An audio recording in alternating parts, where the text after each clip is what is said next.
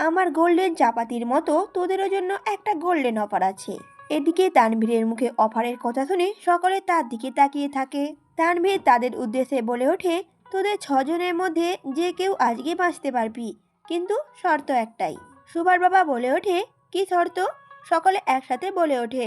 তানভীর আর তার চশমা খুলে ফুঁ দিয়ে আবারও পরে ফেলে আর তাদের 5 জনের উদ্দেশ্যে বলে ওঠে, কেউ কারো যেন মুখ দেখতে না পারে। যে থাকবে বেঁচে সেই টিকে যাবে। তানভীরের কথা শুনে উপস্থিত 6জনই বুঝে যায় তাদের কি করতে হবে। জীবন বাঁচাতে হলে বাকি 5জনকে মারতে হবে। তানভীর একটা চেয়ার নিয়ে সামনে বসে পড়ে আর তার লোকেরা পিছনে দাঁড়িয়ে পড়ে। তানভীর বসতে দেরি, কিন্তু 6জনে একজন আরেকজনকে মারতে দেরি নেই। প্রায় রাত 3টার কাছাকাছি আর এই হিংস্রতা চলতে থাকে আর তানভীর খুব উপভোগ করে তাদের এই করুণ দৃশ্য। শেষ রাতে আর কেউ বেঁচে থাকে না। তানভীরও সুন্দর মতো উঠে আড়মোড়া দেয় আর মাহিরকে ডেকে বলে ওঠে, মাহির। মাহিরও প্রতি উত্তরে বলে ওঠে, ওকে ভাই, একটু পরেই মিডিয়ার লোকেরা আইবো। তানভীর তখন বলে ওঠে মানিককে, এখনই সব ক্লিয়ার করতেছি ভাই। তানভীর তার লোকেদের বলে ওঠে, তোদের হাতে 9 মিনিট সময় আছে মাত্র। এই 9 মিনিটের বেশি লাগলে 7 নম্বর লাশটা তোদের মধ্যে যে কেউ হবে। কতটা বলে সেখান থেকে চলে যায়। বাইরে এসে তানভীর সুন্দর মতো সিগারেটে ধোঁয়া উড়াতে থাকে দাঁড়িয়ে দাঁড়িয়ে, আর ঘড়ি দেখতে থাকে। সাথে রয়েছে 3জন আর কোপা শামসুও। সাকিব তানভীরকে বলে ওঠে, ভাই অনেক দিন হয়েছে কাউরে উড়াই না। তানভীর তখন বলে ওঠে, উড়াইবি সাকিব, উড়াইবি, বোমা বানাতে থাক। সাকিবও খুবই খুশি হয়ে যায়। আজ প্রায় 1 মাস পর আবার উড়ানোর সুযোগ আসছে। 8 মিনিটের মধ্যে সিসিটিভি ফুটেজ সহ বাকি সবকিছু সরিয়ে তানভীরের লোকেরা বাইরে চলে আসে। মাহির তখন বলে ওঠে, ভাই সব ডান। তানভীর ইশারা করে তাদের গাড়িতে বসতে বলে। মাহির গাড়িতে বসতে বসতে বলে ওঠে, ভাই পরবর্তী পদক্ষেপ?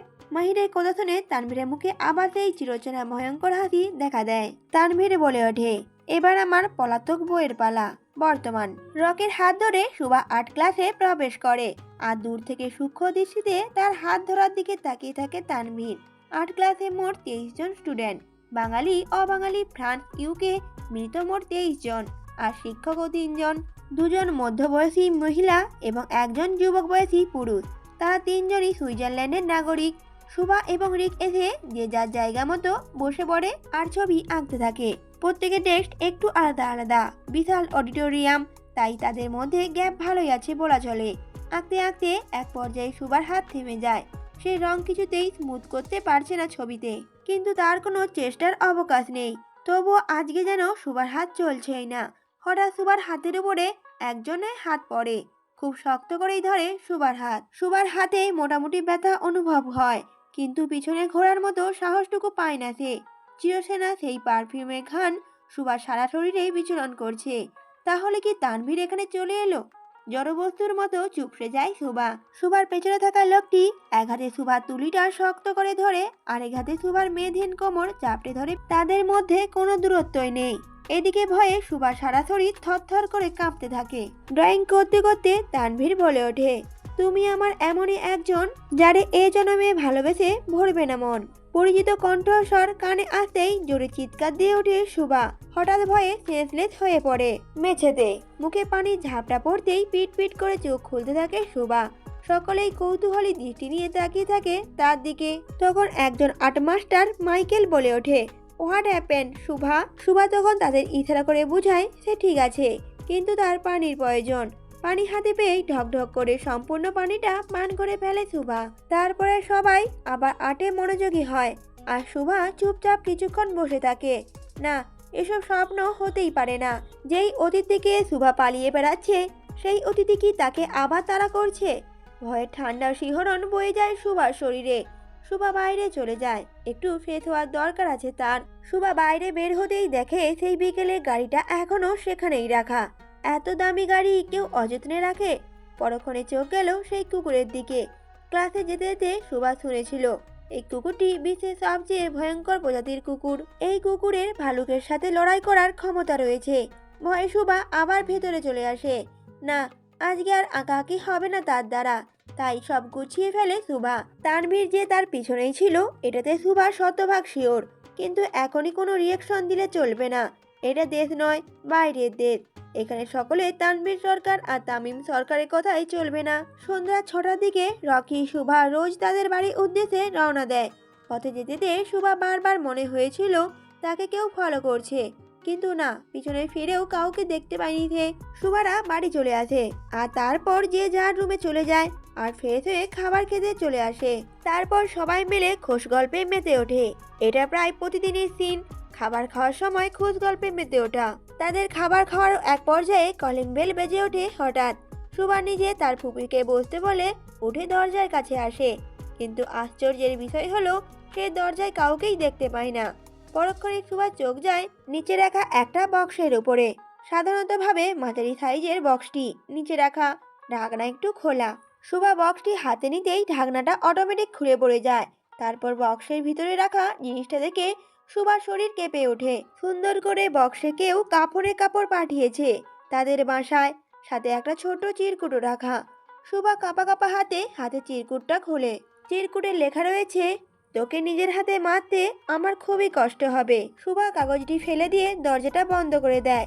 শুভা এবার বুঝে যায় এটা কার কাজ। তানভীর বারবার তাকে বলতো সে যদি তাকে ঠকায় তাহলে তাকে নিজের হাতে মারতে তার খুব কষ্ট হবে। তাহলে কি তানভীর তার আশেপাশেই আছে? এদিকে তানভীর বলে ওঠে, পৃথিবীতে সব থেকে ভয়ঙ্কর মানুষ কে জানিস? বিশাল মনিটরের সামনে বসে উইস্কির গ্লাসে চুমুক দিতে দিতে কথাটি বলে ওঠে তার পঞ্চবান্ধবের উদ্দেশ্যে। তখন পঞ্চপাণ্ডব একসাথে বলে ওঠে, না ভাই। তানভীর তখন বলে ওঠে, একজন ব্যর্থ প্রেমিক। পঞ্চপাণ্ডব কি বলবে কিছুই বুঝে উঠতে পারে না, শুধু তানভীর দিকে তাকিয়ে থাকে। তারা কি তানভীরের কথায় হ্যাঁ বলবে নাকি না বলবে সেটাই বুঝে উঠতে পারে না তারা। তখন তানভীর বলে ওঠে, আমিও একজন ব্যর্থ প্রেমিক। এখন বলতো সব থেকে ভয়ঙ্কর মানুষকে? মাহির তখন বলে ওঠে, আপনি ভাই। উত্তর শুনে তানভীর উঠে আড়মোড়া দিয়ে মনিটর স্ক্রিনের সামনে দাঁড়ায়। তারপর সুভার ছবিতে হাত রাখে আর সুভার ছবির উদ্দেশ্যে বলে ওঠে, আমার খুনের সংখ্যাও তোর বয়সের থেকেও বেশি রাত পড়ি, আর তুই আমাকেই ঠকালি। কথাটা বলেই তানভীর টি টেবিল থেকে বড় মদের বোতলটি হাতে নেয়, তারপর স্ক্রিনে ছুঁড়ে মারে আর বলে ওঠে, কথায় একটা প্রবাদ আছে, বাঘে ছুঁইলে 18 ঘা আর প্রেমে ছুঁইলে 48 ঘা। আমাকে যে ভয়ঙ্কর প্রেমে ছুঁয়েছে রে, তোদের ভাবি ভাবতেও পারছে না তার জীবন কতটা নরক বানিয়ে দেব আমি। এদিকে শুভা দরজা বন্ধ করে প্রচুর ঘামতে থাকে। তানভীর যেহেতু এসেছে তাকে যে সহজে ছাড়বে না এটা শুভা বুঝেই গিয়েছে ভালোভাবে। কিন্তু এটা তো বাংলাদেশ নয় যে সবাই এমপি তানভীর আর প্রধানমন্ত্রী তামিম সরকারের কথাই চলবে। এক বুক নিঃশ্বাস নিয়ে শুভা ঘাম মুছে টেবিলে বসে পড়ে আর বাকিদের এসে জানায় পদ ভুলে একজন চলে এসেছিল। খাওয়া শেষ করে শুভা নিজের রুমে চলে যায়। না, এখন তো আর ভয় পেলে চলবে না, এটা ভয় পাওয়ার সময় না। তানভীরের বিপক্ষে লড়তে হলে তাকে এক বুক ভর্তি সাহস নিয়ে থাকতে হবে। কিন্তু কোথাও না কোথাও শুভার সাহস হয়েও হচ্ছে না, কারণ তার বেইমানি শাস্তি যে তানভীর তাকে দিবে এটাতে শতভাগ নিশ্চিত।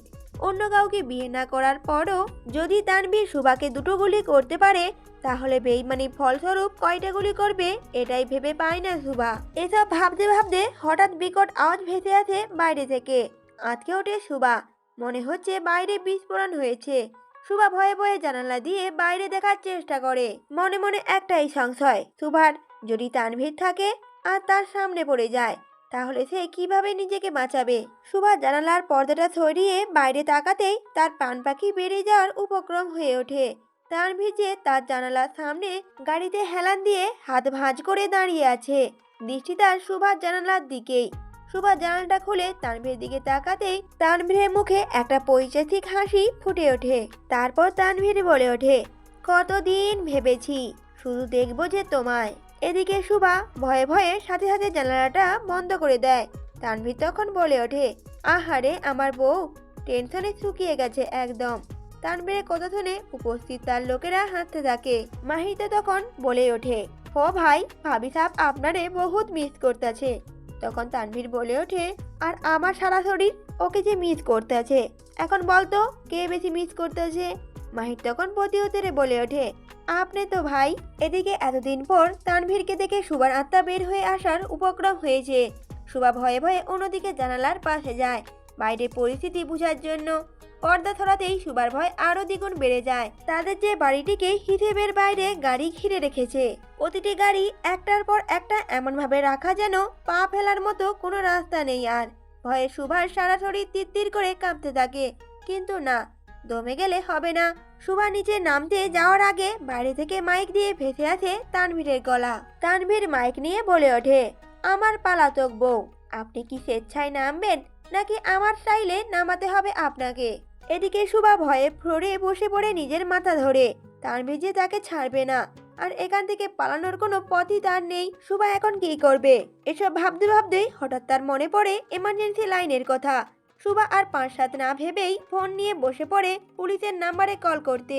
কিন্তু আশ্চর্যের বিষয় হলো এখানে নেটওয়ার্ক বিন্দুমাত্র পরিমাণ নেই। সুভা ওয়াইফাইও অন করে, কিন্তু একই অবস্থা। এবার সুভা ভয়ে শুকনো ঢোক গিলতে থাকে বারবার। তাহলে কি তানভীর নেটওয়ার্ক বন্ধ করে দিল?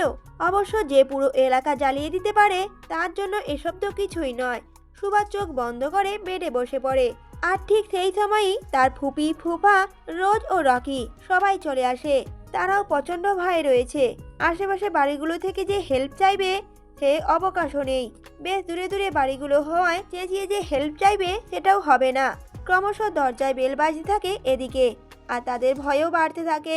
সুভার ফুপি নিজের স্বার্থে তো সুভাকে সুইজারল্যান্ডে নিয়ে এসেছে, কিন্তু এর পরিণতি যে কতটা ভয়াবহ হবে তিনি আগে থেকেই জানেন।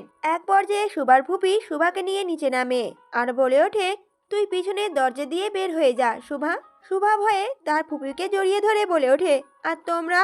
ফুপি তখন বলে ওঠে, তুই না থাকলে তানভীর আমাদের কিছুই করবে না। তুই চলে যা এখান থেকে, চলে যা প্লিজ সুভা। আজকে সুভা তার ফুপির গলায় কেমন একটা কর্কশ শব্দ শুনলো। দেখলো তার ফুপিকে। এতদিন তো ফুপি তানভীরদের বাড়িতে কাজের লোক সেজে তাকে সরকার বাড়ি থেকে বের করার জন্য সাহায্য করলো। তানভীরকে ভুলিয়ে সেখান থেকে বের হওয়ার জন্য বারবার ফোর্স করত। সেই সুভার মা মারা যাওয়া থেকে পালানো অবধি পুরোটা সময়টাই তো সুভার ফুপি নিজের ঝুঁকি নিয়ে সুইজারল্যান্ড থেকে এসে শুধুমাত্র তার পাশে থাকতো, তাও ছদ্মবেশে, তাকে তানভীরের মতো ভয়ঙ্কর লোকের হাত থেকে রক্ষা করতে। তাহলে আজ হঠাৎ তানভীর আসাতে এতটা পাল্টে গেল কিভাবে তার ফুপি?